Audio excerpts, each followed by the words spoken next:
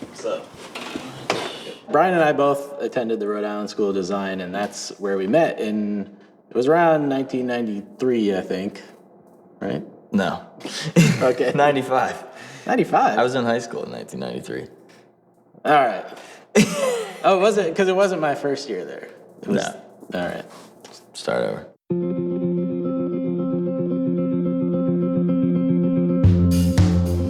My name is Michael DiMartino, and I am one of the creators and co-executive producers of Avatar: The Last Airbender. My name's Bryan Konietzko, the co-creator of Avatar and the art director. We had worked together since school and out in LA for a couple of years, and we come at things from like a very different point of view, but I don't know, there's something, I feel like we always made a good team. My goal was to always create a show and run a show and that sort of thing, and then Bryan had similar goals, so the time was right, and we sort of said, hey, let's work together and come up with something great.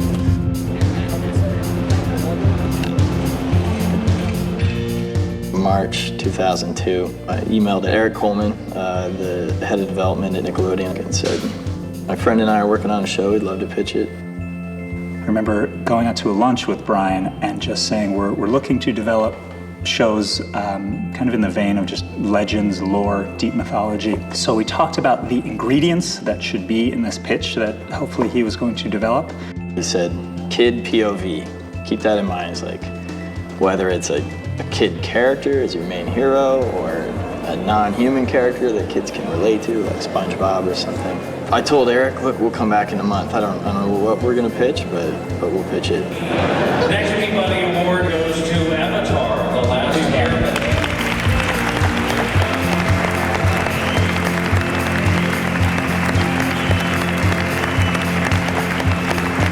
This is really cool. This is crazy. We're deeply humbled and grateful to accept this award for Avatar. Thank you to the Peabody Award.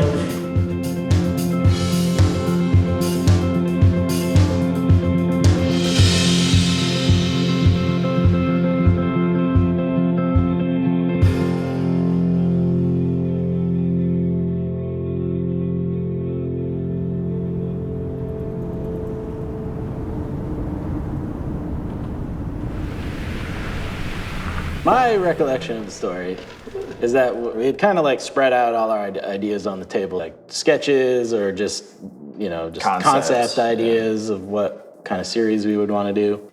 But one of the drawings was something Bryan had done, and there was like this little robot monkey dude. He was this little cyclops robot monkey who had an arrow on his head, and he had like a futuristic... Oh, he had the arrow. He had a futuristic staff. And then there was this bipedal polar bear who had like a kind of sci-fi like gear bag over his shoulder, and this like bald kid. Did he have the arrow on his head? Nope. He didn't? Okay, he did not have the arrow on his head at that point. I took the arrow from the monkey and put it on the guy's head, and that was Aang. That was the first drawing of Aang. It's one of these things, like, I wasn't thinking of Mike, but I mean, it's such a perfectly, look, I mean, the shape of that head, if you saw my head, it's like a Klingon. I mean, I have like this ridge, Mike, this is an aesthetically pleasing shape. But I liked the drawing. I didn't know what it was, but there was something interesting about it. It then meshed with these ideas that Mike had about all this stuff in the South Pole. I had been watching documentaries about Shackleton's crazy Antarctic expedition and ship getting caught in the ice and all these guys surviving against all odds. Wait, so you're looking at a drawing of a little kid with an arrow in his head, and you're like, I got it, Shackleton. Yeah, I don't know. Well, how Shackleton was going on. Yeah, that wasn't about that drawing specifically, but it was like... Yoga is when I put that together. That was when it all came together. It was pretty late at night. I was in Bikram yoga. I was drenched in sweat. I thought of combining his Shackleton idea with this kid. I had to tell Mike this idea. Calls me on the phone and says, I got this crazy idea. We didn't have cell phones back then, Wait. How did you call me? I didn't call you. I showed up. Oh, you just showed up. You didn't warn me. I didn't call. I didn't have a phone. He came over and pitched this idea of a fire people attacking a water tribe. That was kind of like a big moment where like the idea of the four nations sort of gelled together. The little robot monkey evolved into Momo. The big polar bear thing evolved into Appa. We hashed out, a huge part of the whole world and the story arc. And 2 weeks later, we pitched it.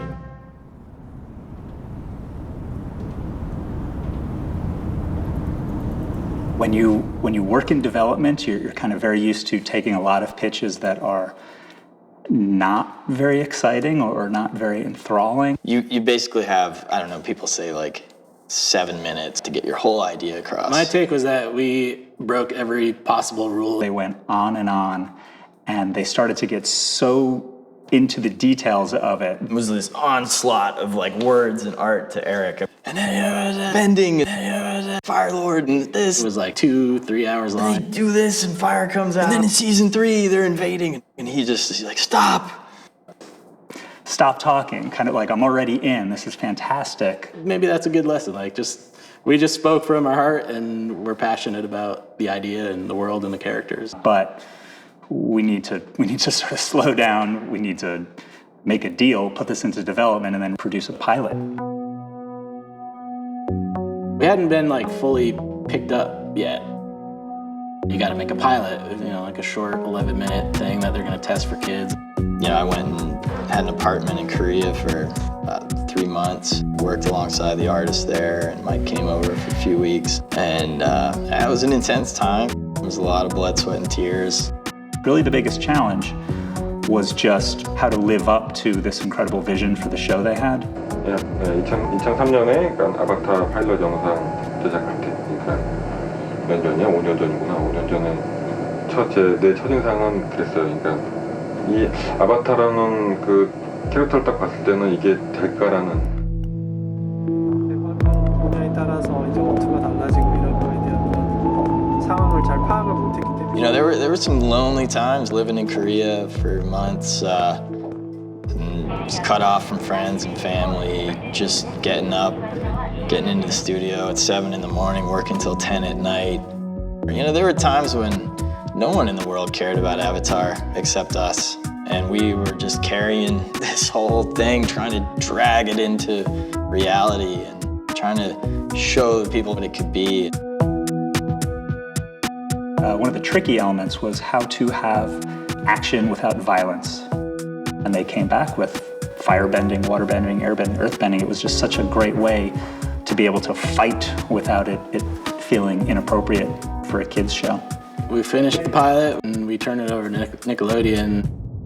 The intention of a pilot is to get enough people to buy in and say, okay, we're on board. The stakes get higher. So you have focus group testing with kids.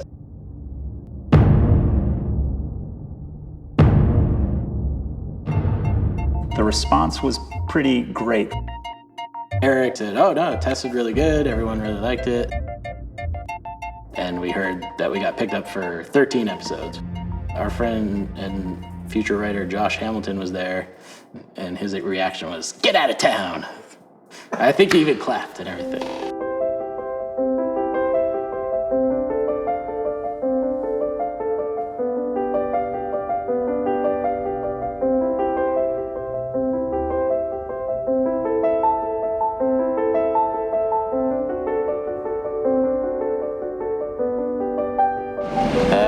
We just got to Providence, Rhode Island, where Bryan and I met. 1992. No, 1995.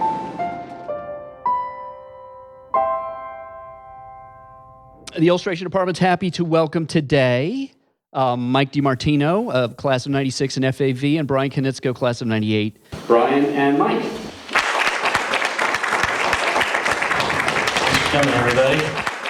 Season 1 was by far the hardest. This is where things exponentially expanded. The pilot was a small crew, but now to do a whole, the first pickup was for 13 episodes, and it was to do that many episodes in the same amount of time we did this 12-minute pilot is like, oh my God, we needed all these people. It's crazy. My name is Joaquin Dos Santos. Mattila. My name is Tim Hedrick, and I was a writer on Avatar. We kind of handpicked the people that we had worked with and really loved their attitude. My name is Benjamin Nguyen. I'm Josh Hamilton. My name is Jeremy Zuckerman. I did the music for Avatar. And we wanted to kind of assemble what we thought was like the crack squad of great people. I'm Sifu Manuel Rodriguez. John O'Brien. Angela Miller. Maybe a little hard to pronounce, but Seung-Hyun. Oh, you can call me Seung. I'm Giancarlo Volpe. Andrea Romano. Sifu Kisu. I was the martial art consultant.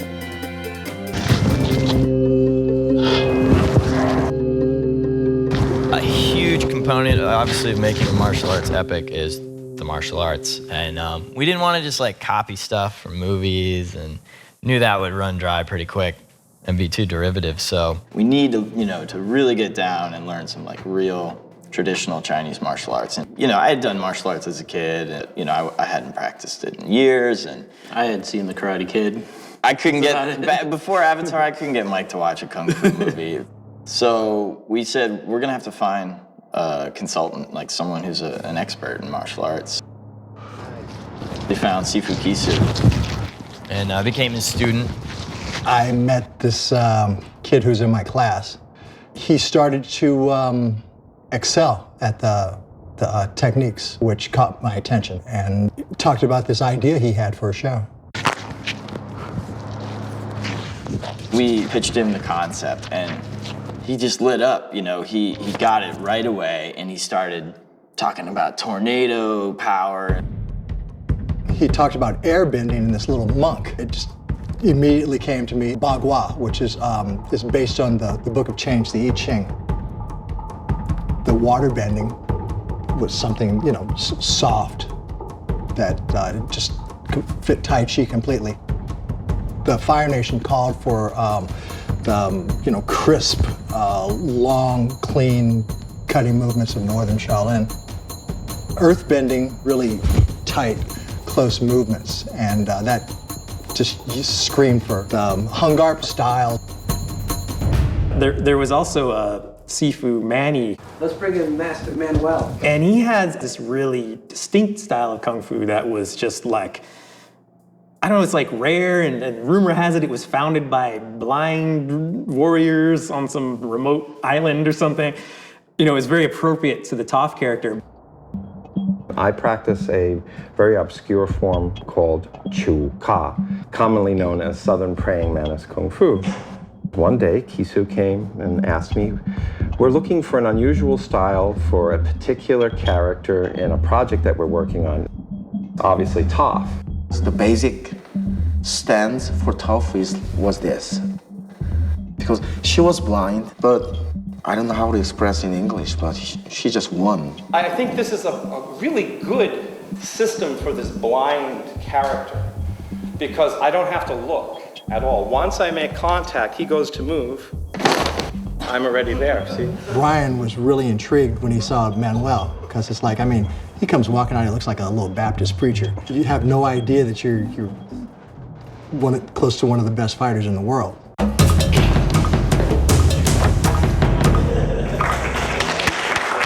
When you watched a scene from Avatar, you would know, like, whoa, that looks kind of real, like that's based on something.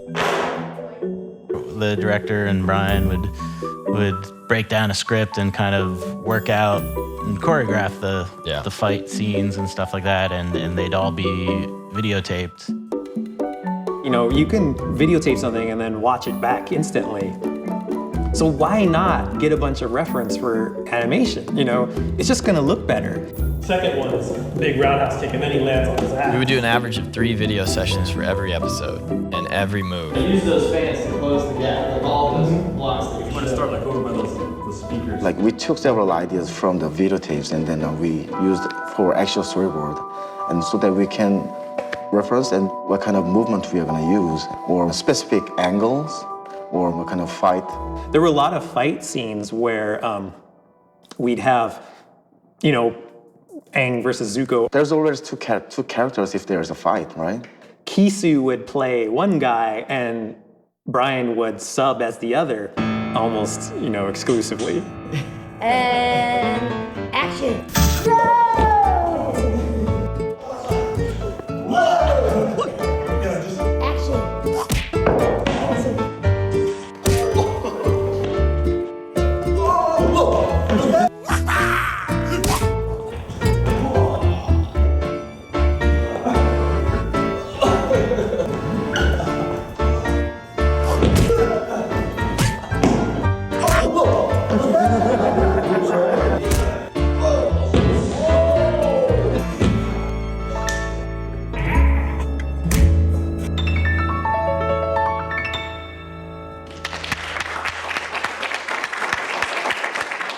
Avatar was not an easy show to work on.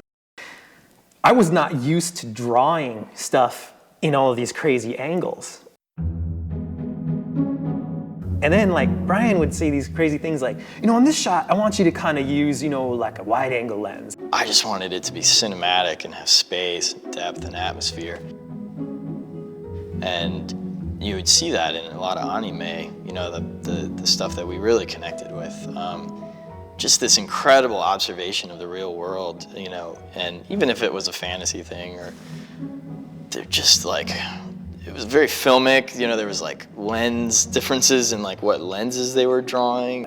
I mean lens, like it's a pencil on paper. I don't have a lens here.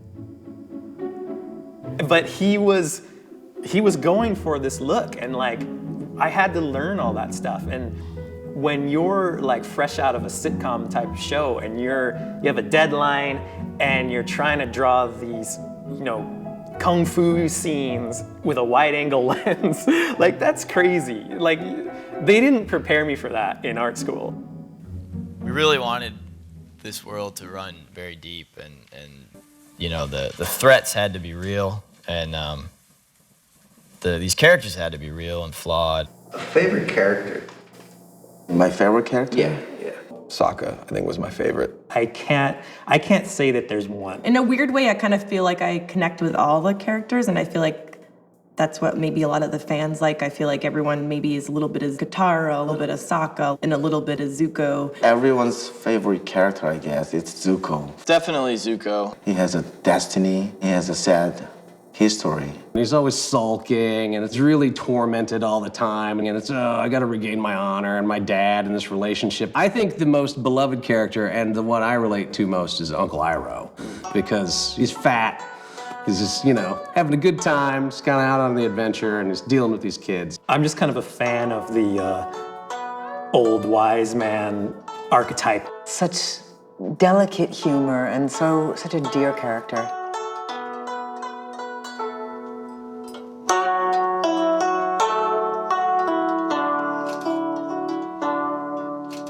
This is a gujin. It's a Chinese zither. The instrument was created thousands of years ago. That was in Uncle Iroh's, that was like his final song to his... That's right, yeah, we used it in... right. The track team is Ben Wynn and Jeremy Zuckerman, good friends of ours, who did the sound and music for the whole series. Like with everything on Avatar, we kind of did mix things up, and we didn't want to just use the same composers who would do the other shows, or, you know, we just wanted to get kind of a different vibe for the music and sound. Once we knew we were doing Avatar, we started amassing random instruments. This is it's called the kalimba, and it's a African thumb piano. This is a Chinese lute, another extremely old instrument. I don't know, what do you even call these? I guess bead drums. It sounds like a battle cry or something. I got a splinter from it. This is a duduk, Armenian wind instrument. And these are all over Avatar because they're epic. So after one of your episodes aired that you wrote, did you ever like go on the message boards to see like what the immediate reactions were? No, for sure. I mean, we'd gotten a taste of it because of stuff people had been posting online. Like, you know, we didn't want to read too much, but you're curious. I think we picked up some kind of anime terminology that we gleaned off the message boards at one point. Like, oh, we need more shipping from Aang and Katara. That means like, I guess it comes from the word relationship. Like when you see two people, you know, falling in love or kissing or something, that's shipping. It's crazy how devoted people are to, like, Aang's gonna hook up with Katara, no, Katara's gonna hook up with Zuko. It's two factions of people who go for the Aang-Katara pairing, and then the Aang-Zuko. No, that's not right. the Zuko-Katara pairing. Who hasn't felt like Aang at some point? When you're pursuing a girl and she's just gonna go after that guy who really doesn't care about her. Man. There's nothing It should be a script that's called The Serpent's Path. Andrea Romano was our voice director. She was fabulous. Growing up, I'd seen like Batman, the animated series, and some other, other cartoons. And so like when the time came, it was like, hey, we should get a voice director. Like, I wonder, the only person I know is Andrea. I've heard just great things about her. I could do a whole seminar on gasping. What is it, a type of gasp? Is it a sharp type of gasp? Is it a gasp that has more voice to it, which would be, or is it a? I always enjoyed when I could, just go watch the actors record. Most people don't know that in animation, the voices are recorded first. And so it's kind of like the old radio plays, the way they were done. A lot of actors sitting in front of microphones with a music stand and a script, and basically running through rehearsal, recording. Avatar was like a family. And just watching the dynamic between that kind of family that grew together was remarkable. And so as we knew the series was wrapping and that there was not going to be any more episodes made, it just was never planned for there to be more. There was a very finite story planned from the very beginning. I was very sad.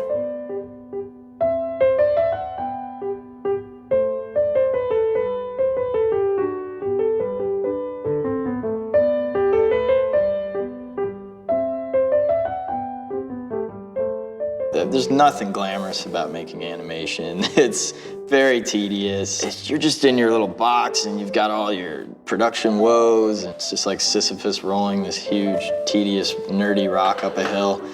And then once or twice a year, we get to go to these conventions. It would energize us, and then we go back to work.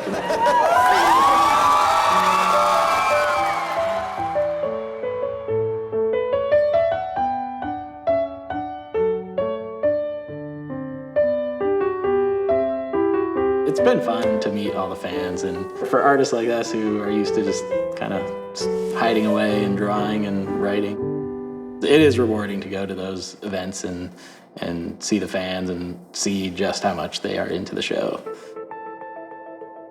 You guys have made my life so enjoyable.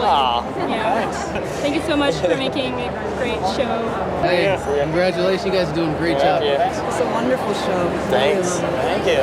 Half our fan base, maybe more, is very passionate female audience. Such a big fan of the show. From the beginning, Bryan and I always thought hey, there's no reason why boys and girls can't enjoy a good action adventure cartoon, How you doing? Good. What's your name? Marissa? Who's your favorite character? Yeah, you like I want to sign I have to thank you so much. I have 57, I counted, friends that I met through Avatar, including a boyfriend. I just want to say how grateful I am that you guys have created something so wonderful. Avatar really redefined my perception of the storytelling that could be put into a TV show. Oh, thanks. I love your guys' show. Love Avatar. Thank you so much, guys. Thank you so much for creating a show that both kids and adults can enjoy. Thank you so much for your show, and I love everything about it. Thank you very much. Thank you. Take care. I thought we could go for more. It was going so well, but they were always very steadfast on that. It was like, this is 3 seasons and we're out. Well, I mean, if someone came up to you and said, I want to tell you a story, it's the best story in the world, you're like, awesome, you're like, it never ends. I would turn and walk the other way. I don't want to hear a story that never ends, unless it's the Never-Ending Story, which is a fantastic movie. This is the end. This is going to be the end of Aang's story, This is it.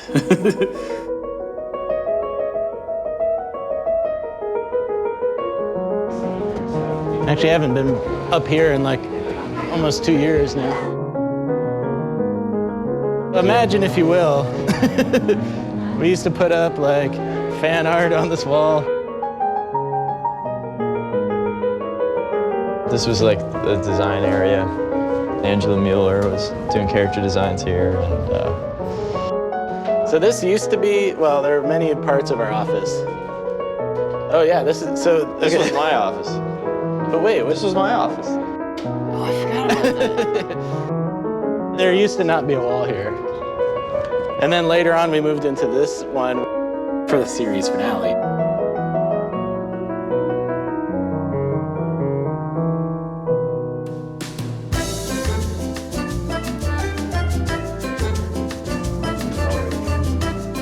When we finally made it to the big finale,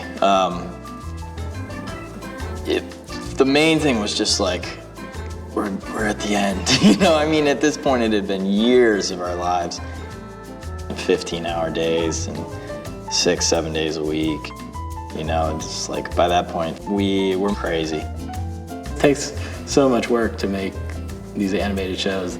You don't really see all the blood, sweat, and tears, that kind of behind the scenes stuff. All the drawings, all the, like literally thousands and thousands of drawings that artists in LA would do, and then overseas in Korea, all the animation drawings. I mean, it's just like a ridiculous mountain of work to make 22 minutes. And for the finale, we want it to be bigger and better than anything we had done before. We finally got to the end and decided we wanted to make the last few episodes like a movie. In every way possible. You know, it was kind of like rallying for that final push to just have everyone bring it strong for the end and just up their game like even more. And once again, everyone surpassed our expectations. Yeah. Like we knew we wanted it to be even more epic and more cinematic and, you know, the best animation we could possibly do because this was the last chance we had to do it. Everybody working so hard. Everybody. Director Joaquin. I mean, there was really, I think, something to live up to, not only in the fans' eyes, but from sort of a production standpoint. We knew we wanted to do something that was above and beyond what had been done up to that point. We had decided that we wanted to get live strings. It needed to step it up to where it needed to go. We needed live strings. We were gonna do it even if we had to pay for it. So we sent an email to that effect. The president of Nickelodeon got the email and was like, "This is what I'm talking about. We need to give these guys, give them the budget." He was just so sort of moved by the fact that we were willing to pay for it ourselves. We were seriously like, we want to, this is our swan song, and we want it to be, really awesome. We had a big screening for our friends and family, Paramount. It was decided they would be an event. Everyone was there, the directors, animators, the voice actors. That was a much bigger theater than I think we were all expecting. I'd been picturing it for so long. It was amazing.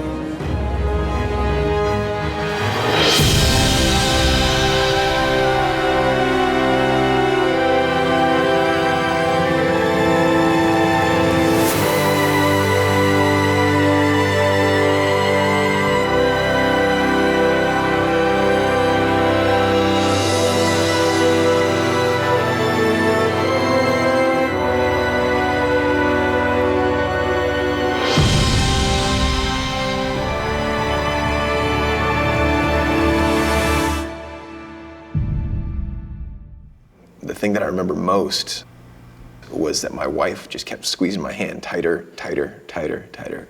And she looked over at me and said, "This is the best thing that you've ever been a part of." And I couldn't agree more.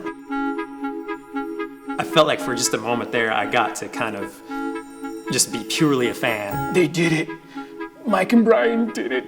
I got to start crying. Like, I really thought that they pulled it off. Back in the day, working for Avatar was really, first of all, really happy. Every storyboard artist and directors we worked on together, every time I meet them, they always says we miss Avatar. We miss that time. As a whole, I'm like very proud of it, and it is surreal to look back and be like, oh, that was like, 5 years, 6 years of my life encapsulated in 22 minutes times 61, so whatever that is. It is satisfying, and I look at it and there's all these, I wish we could have done that better. I wish that had turned out better. But I think it's the cumulative effect of it, and the fans, they're really just getting that whole sense of the world, and that's what's important. Nickelodeon supported us and gave us so much freedom, and we made the show we wanted to make. Mike and I just poured our hearts into it, and luckily found all these amazing people who were willing to sacrifice as much as we were. I couldn't be more proud of just what we were able to accomplish. All the great fans that have connected with it, and of all ages and all cultures. It was just a treat. And that says the end. And thanks so much. Yeah. Thanks, everybody.